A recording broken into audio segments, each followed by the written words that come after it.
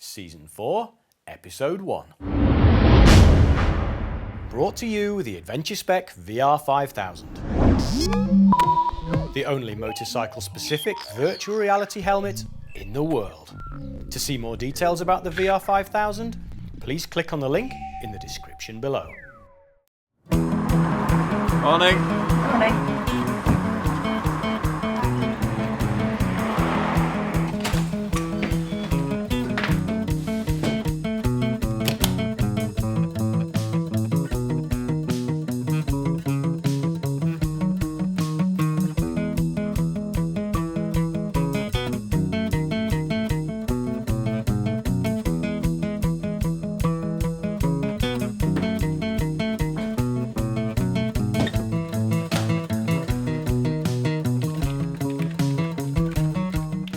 Right, Mike, you ready for today's episode?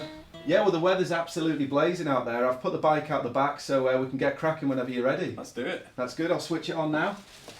You guys doing another episode? Yeah, we're just on with it now, Dave. You're not going to get away with this forever, you know. At some point, someone's going to figure out this isn't real.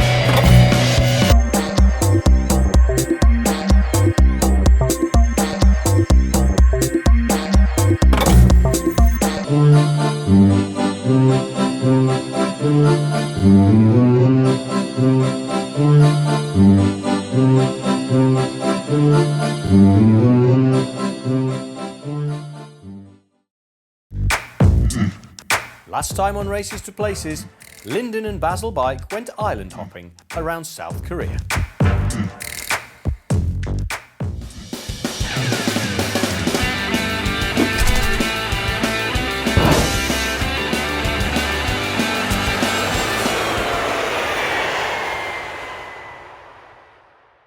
So this morning I'm going to go take a look at Seoul Tower. Apparently there's an amazing view of the city from up there, so let's go.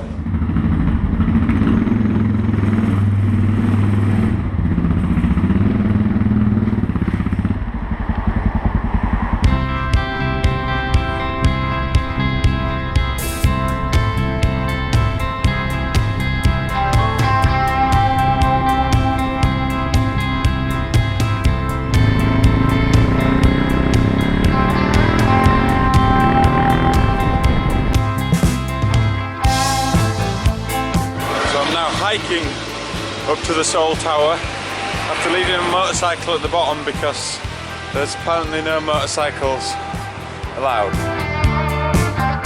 You may have seen a padlock collection like this at other monuments around the world. Friends or partners use a padlock to symbolise their love for each other, being locked securely and on show for others to see. Built in 1971, the Seoul Tower was Korea's first general radio wave tower, transmitting TV and radio broadcasts. Currently, the tower broadcasts signals for Korean media outlets such as KBS, MBC and SBS. Located on Namsan Mountain, South Korea, and standing at 236 meters, it marks the highest point in Seoul. Well, here we are up on the observatory platform of the Seoul Tower in South Korea. I have to say, I'm not normally into these tourist attractions, but it is absolutely fantastic. It's such a crystal clear day. You can see the entire city, 360 degrees. You can walk all the way around the tower and see every single bit of the city. Absolutely fantastic. I'm blown away.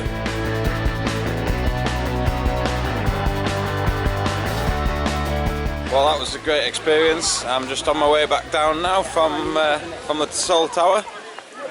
Awesome to see it. Really glad I went up there. The views were amazing. So now I've just got about a 30-minute hike back down the hillside to the motorcycle. You know the street food must be good when they're queuing this long for it. Look at the queue. Well, I've no idea what it was, but it sure was tasty. It doesn't look like Lyndon's having to rough it here in Seoul. This looks like a nice apartment. It's hot in here. Where's the AC remote? So I stumbled across this book on my travels, Camping Hints When Touring with a Motorcycle. It was initially published as a guide. The author was Theodore Whirl, and it was published by Harley Davidson as a guide to how to tour on a motorcycle. Basically, these guys went out testing Harley Davidsons all over the place, and they chose to travel without staying in accommodation, and the freedom of camping and cooking their own food. And there's some really interesting hints and tips, from like even making your own bed. Thankfully, I've got a Thermarest luxury light from AdventureSpec that I don't need to get a canvas, find some twigs, cut down some trees and make my bed every night like this. But yeah, it's quite funny. But let me just read you the last page, because it actually does ring very true. Touring on a motorcycle and living by the way is a glorious sport. If one enjoys being outdoors, if one finds pleasure in living close to nature, if one wishes to go about in a rugged, manly way, a way that has a touch of romantic in it, let him pack his tent aboard a motorcycle and live in the open.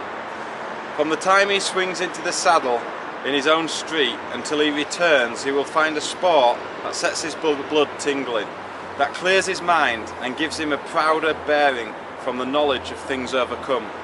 How true is that? Now here's a topic most people I know seem to enjoy talking about, and that's food. Pretty mad in here. There's like aisles and aisles and aisles of fish and shrimp and octopus and everything you can imagine. Look at all the signs, colourful signs. It's like middle of the night. It's open 24 hours a day. This place never shuts down. Noryangjin Fish Market was established in 1927 as Gyeongsong Susan near Seoul Station, and moved to its current central Seoul location in 1971. In a recent poll of 2,000 foreign visitors, almost all claimed that visiting the Seoul Fish Market was one of their favourite activities. It's a pretty big tuna right there. I mean, look at the size of my hand. That's a big meat, big piece of fish.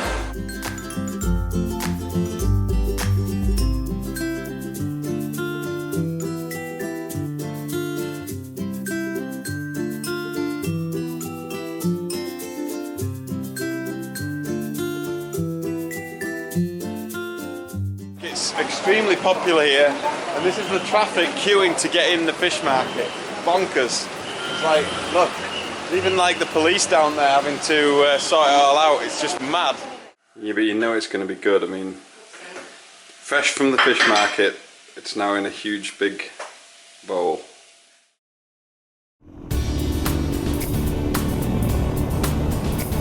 Looks like a beautiful day in Seoul.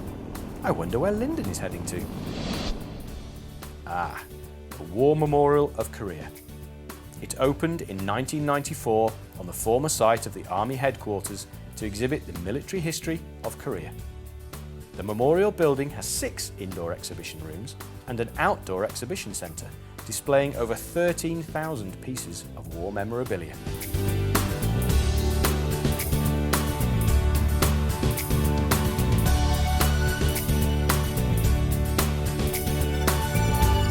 This unit here, being a mechanical engineer, I like seeing things like this. This is a K1 tank engine, and it's basically an engine and transmission in one. V8, 4-cycle engine, water cooled, 1,200 horsepower, 4-speed, 2 reverse. Pretty big unit.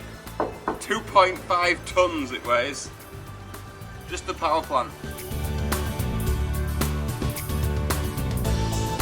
Looks like Lyndon is on his way to Japan.